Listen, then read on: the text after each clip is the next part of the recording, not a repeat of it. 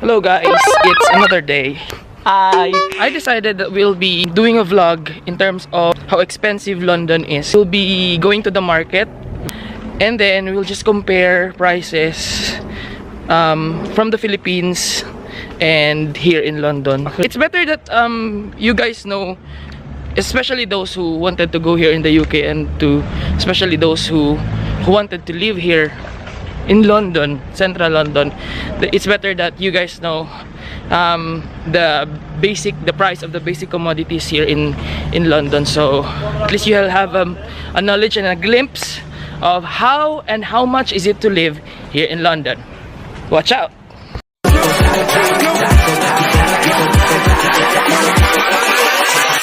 Hold up.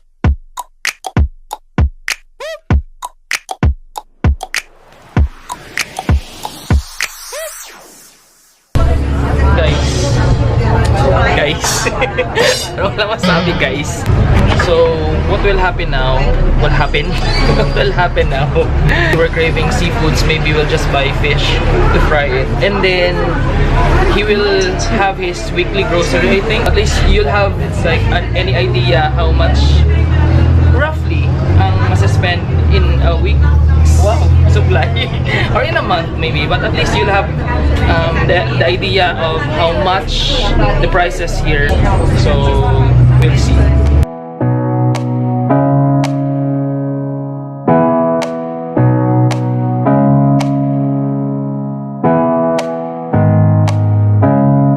So today as we speak, 1 UK pound is 68.2 Philippine peso, while 1 pound is to 1 US dollar. So that's how you imagine our computations here when we do the groceries and other stuffs. Right, so nandito kami ngayon sa card factory. This is one of the shops where you buy, of course, cards and some birthday presents or ribbons, ano pa ba? And anything about party presents. So we'll see how much is the cards and other stuffs here. So this card is £1.79 and that's 68 to 70 pesos. So ito naman, these are 99 piece cards for less than a pound. So this is almost 68 pesos in the Philippines. So if you want some basic cards, eto lang yung mga ganon. Trivia, here in London or here in the UK, or British people are really into cards. So cards are much more important than any presents there is. If you wanted to give someone like a present on their special day, like probably birthdays, anniversaries, have them a card. Very, very special. And they're very cheap here. They got loads of cards here, so I'm searching for some cards that I wanted to give to my very good friends on their birthdays. And there's a lot of cards here that's only costing 99 pence. So napakamura. So now we're heading to Poundland. It's the most famous or one of the most famous cheapest stores here in the UK. If in the Philippines meron tayong parang 77 pesos all, eto dito in Poundland, it's just a pound. Everything is just a pound. So usually yung mga kakarating from here, like from the Philippines, we usually go to Poundland because everything is really cheap. Like it's just a pound for everything from all the kitchen utensils to all your stuffs, toiletries, anything you can think about, it's just a pound. Or sometimes meron silang 2 pounds, but most of the stuffs here are 1 pound. So guys, these DVDs are just 1 pound. So for your kitchen utensils, yan, yung mga magagamit nyo sa kusina, this is just all 1 pound. This is 1 pound. Those are just 1 pound. And even yung mga lalagyan, these are all 1 pound yan. So guys, eto lahat. These chocolates and sweets are all 1 pound. So these are just 1 pound. Eto, this is 1 pound. So yung mga mahilig sa tsaa, eto, this is just 1 pound. 68 pesos in the Philippines. 1 pound for coffee and tea. And this one, this is 1 pound. See? Really good for a start. Like if you will start here in the UK and you will have to buy things, and then you're just on a tight budget at the moment because you haven't had your first salary. Poundland commodities are okay. So some of the Poundland outlets have their cheap clothes section or clothing section. So they usually have 4 pounders or 4 pounds to 5 pounds or lesser prices of shirts, underwears, and clothing stuffs that you can buy. So it's really cheaper here in Poundland. So if you're not really that brand conscious, so you can have it here in Poundland. So you don't have to worry if wala kayo masyadong nabili from the Philippines. They also have like makeup sections. So these are all 1 pound makeups. So para sa mga girls, you don't have to worry. You can buy this in Poundland. So here in Poundland, all the cleaning stuffs are all 1 pound. So it's just also cheap to buy some of this. But there are cheaper brands if you go to Tesco. But mostly here, like say these detergent soaps, these are all 1 pound. So pwede na when you go here. It's easy to start up when you go from Poundland. So for snacks, you can also get 1 pound, like 1 pound crisps. So those are just 1 pound, 1 pound. So lahat yan, it's all 1 pound. Oh. See? Photo paper.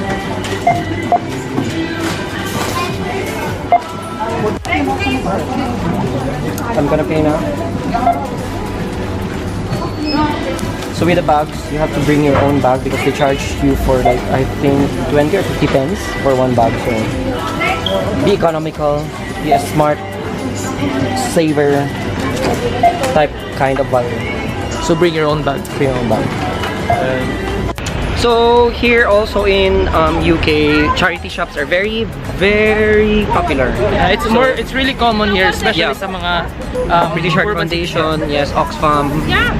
So if you really wanted to search for best finds, actually some antiques, maybe something very unusual, you go to Oxfam or to any charity shops here. So they sell products, or they sell some items in there that you can find in anywhere on any normal stores. So like probably some antiques that you wanted to find, some old books, maybe old shoes, or anything that you wanted to buy that you can use, like second-hand things. And the good thing about these charity shops, they are most of the stuffs there are branded items which were pre-loved or used already, and these are really cheaper and way cheaper compared to the original prices. But it has been just given to the charity shops to generate funds and sponsor charities. So kaya may charity shops here in London. We're gonna check out one in a moment. So, but before that one, we're just gonna go to one store, Wilko, which is very also popular here in the UK. Wilko.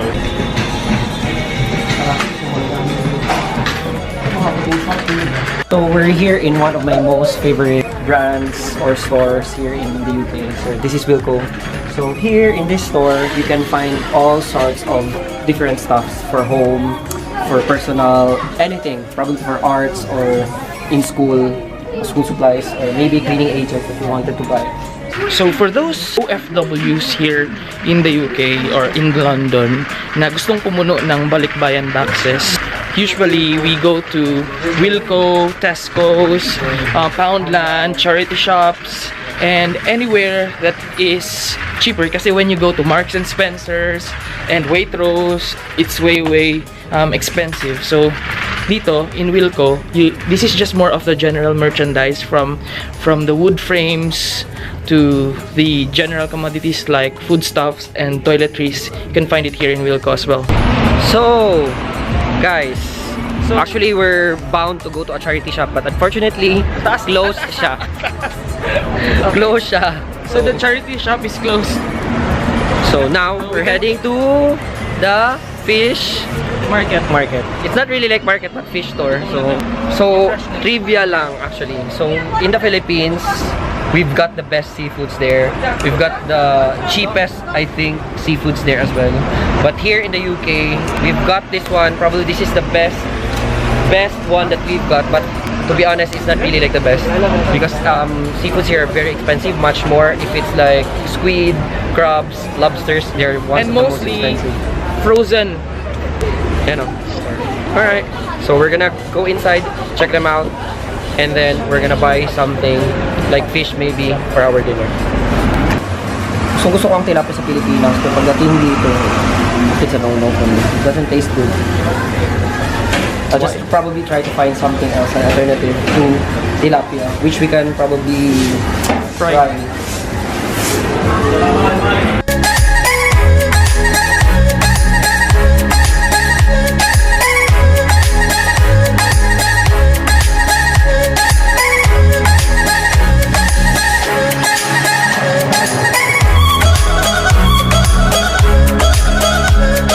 Guys, so tilapia 4 pounds 50. So that's how expensive UK is in terms of seafoods. So magkano lang to sa Pilipinas? 1 kilo. So this is 450 times 68 pesos. So that's per kilogram of tilapia. So we're here in this area. Sometimes there's like probably some negotiations that you can probably encounter here. Some men who sells perfume that are branded but at very low cost, like very cheap. But that's very illegal. So if you wanted to like buy some really branded perfume but smuggled perfume but really cheap price, just stay here, search for someone who brings like probably paper bags for sure. They've got smuggled products that you can buy at a very low cost. For those of you who are asking, pagdating namin dito sa UK, where can I buy like pans or electronic gadgets that you need to like use, or even to the fob watches for the nurses, we usually go to Argos because this is a guaranteed store for electronics and other stuffs like that. So this is way better compared to you buying on the streets, but this is one legit store for electronic gadgets and other stuff. Yeah, hello.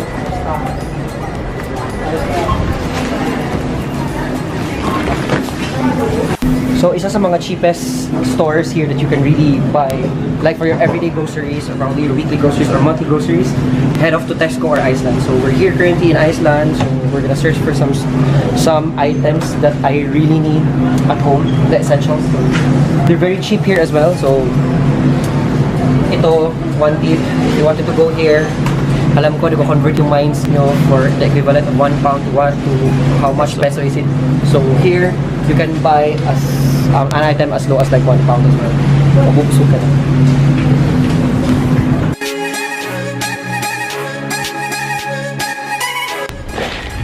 Right, so we've finished our groceries and we've toured you around and introduced you to the different prices of London.